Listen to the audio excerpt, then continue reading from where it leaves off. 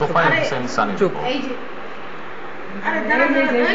প্রশিক্ষণ সম্পন্ন ধানের তুষের তেল বা কুড়ার তেল উৎপাদনের লক্ষ্যে ভারতের কল্যাণী বানসাল গ্রুপ ও বাংলাদেশের চৌধুরী এন্টারপ্রাইজের যৌথ উদ্যোগে ঢাকার ধামরায় যাত্রা শুরু করে কেবিসি এগ্রো প্রোডাক্ট। গত ফেব্রুয়ারিতে কারখানাটি উদ্বোধন করা হলেও কেবল কাঁচামালের অভাবে এখন পর্যন্ত তেল উৎপাদন শুরু করতে পারেনি কেবিসি। অথচ বেতন সহ শ্রমিকদের অন্যান্য খরচ বহন করতে হচ্ছে মালিক পক্ষকে।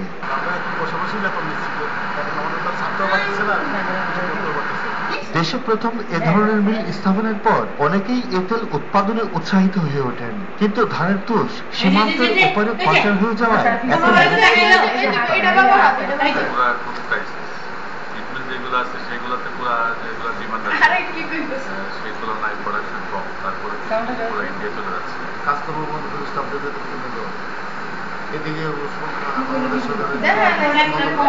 দেশের শিল্প কারখানার মালিকরা 16 টাকা দরে তুষ কিনছেন, অথচ আন্ডার ইনভয়েসে 12 টাকা দরে প্রতিদিন প্রায় 200 টন তুষ ভারতে চলে যাচ্ছে বলে অভিযোগ করেন সংশ্লিষ্টরা। কুড়াক থেকে তেল হয়, এটা এখন সারা বিশ্বেই সমাদৃত।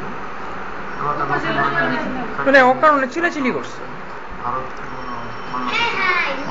যৌথ উদ্যোগী হয়েছে। ইনভয়েসে দেখেন 12 টাকা এক্সপোর্ট হচ্ছে ভারতে এই ব্র্যান্ড, অথচ 16 টাকা এখানে পাওয়া যাচ্ছে না। আমার ধারণায় মনে হতে পারে এটা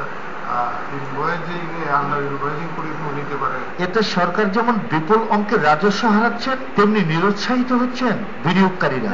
দেশের একমাত্র কুড়ার তেলের মিলটি রক্ষায় সরকার কার্যকর ব্যবস্থা নেবে এ দাবি সংশ্লিষ্টদের।